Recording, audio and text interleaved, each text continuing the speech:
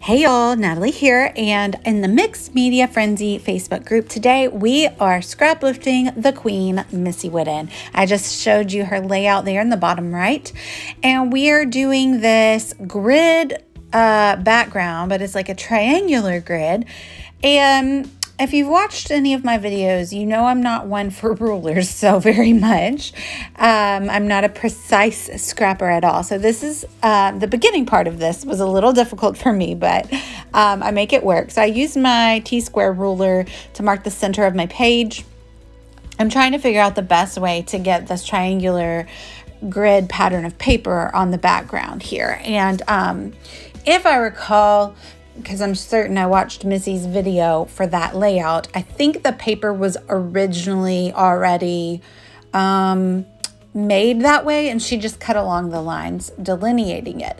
So I work with it a few things here, but I figure out if I just stick down the corner of the paper in those sections I drew, then cutting off the excess would be the easiest way, I do believe, to do it. Anyway, that's what I end up doing. I rough up the edges, and I make the 3 pattern paper corners meet in the middle. The last left-hand side I just leave as that grayish background there.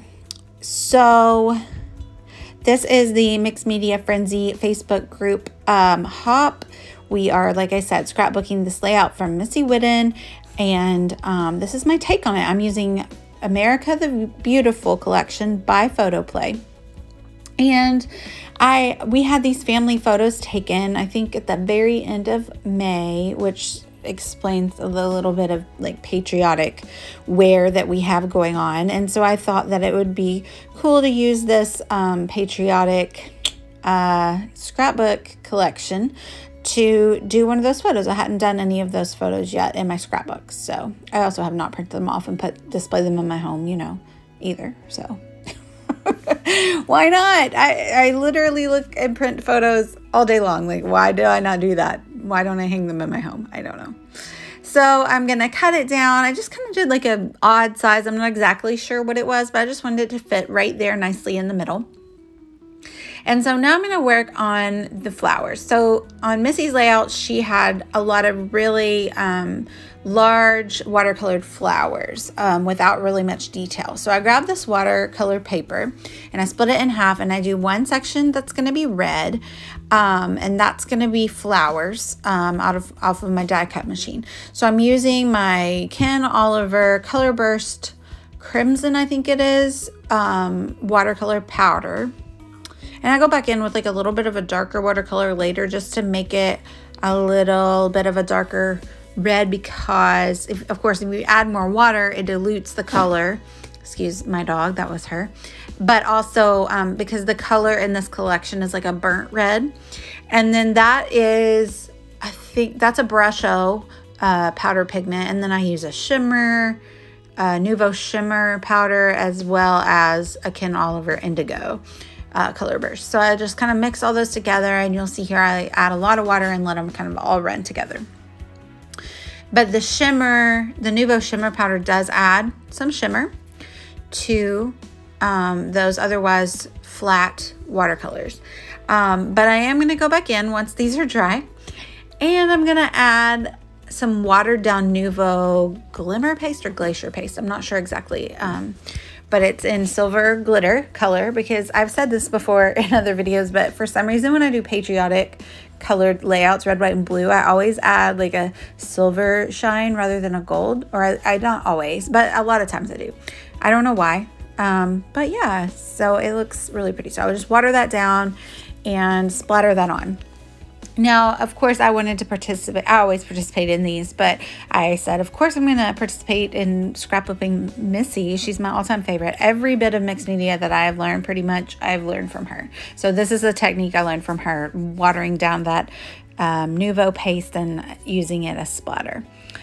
So now while that dries, I'm going to, you can see right there, I put the photo down again on the right.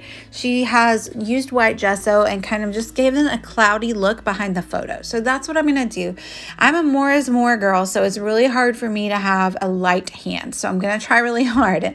But I start with my heavy gesso in the middle, and then I use my fingers to wipe it out really softly to be a little bit showing around all edges of the photo. Because I do still want the pattern background to show. I just want you to be able to see like this pretty cloudy white bit beneath the photo, and then what is going to be the florals that I put around it. So I'm pretty happy with that. So while that dries, I'm going to take those watercolor sheets that I cut, and I'm going to die cut the red flowers, and I'm going to do the blue I did with a different leaves. So I did a few leaf dies. I did an Alta New leaf die, and I did a Catherine Pooler leaf die, and I have that glitter sticker from Heidi Swapp, and it says all-time favorites. So because these guys are my all-time favorites. So that's going to be my title on the left. And I pop up my photo there on some foam because I do want to tuck the flowers and leaves underneath the photo mostly. I do put some on top as well, but I just like to have those two different layers to work with. So you'll see me work here for a minute and just, you know, putting on my flowers and leaves down all the way around, tight into the photo, basically around the top, right side, and bottom, just like in Missy's layout. She also has like a little bit of a title or a subtitle underneath her photo, but I'm not going to really do that. I'm going to let the all-time favorite sticker suffice for my title. So yeah, those bigger leaves are the Alta New dies, and then one of them might be a Momenta die, the small one, and then the 3-pronged one is Catherine Pooler, and then all the flowers are Momenta. Yeah, I used to be on their design team. They have really great dies, and I'm really loving how this looks. I like that the watercolor flowers are kind of different variations. They're not all one solid color, which you would get maybe if you cut out cardstock. So I'm going to take my Nuvo adhesive and start gluing these down. I'm not going to glue all over the back sides. I do want to be able to fluff up the edges once it is dry. I'll take this opportunity to let you know this is a hop. So down below is going to be a full list of super talented mixed media friends who also make lovely scrapbook pages. Please check them all out. I'd also love it if you would subscribe to my channel. I'm so close to 700 subscribers, with the ultimate goal, of course, being the cool 1,000. So close. So I'm finally adding the final touch here, and then I'm going to add the silver sticker over on the left. And even though my photo is popped up, that's like a vinyl sticker, so it's really sturdy and strong. It's not going to rip, and I put it on the paper and the sticker, and even though they're not exactly the same level, it's not popped up so much that it's really very noticeable, and it works well. So the last thing I'm going to do is add the new Pink Fresh Studio silver like pearl embellishments. They're essential gems, but they're just like little round pearls, and they're super cute and shiny and metallic. So I just sprinkle those around on top of the flowers and close to the photo. And that's it. So I thank you guys for watching. Make sure you check out all of the other awesome participants. And of course, Missy is the queen of mixed media, at least in my opinion, she is. And so I thank her for giving us this inspiration. I can't wait to see what everybody's done with it.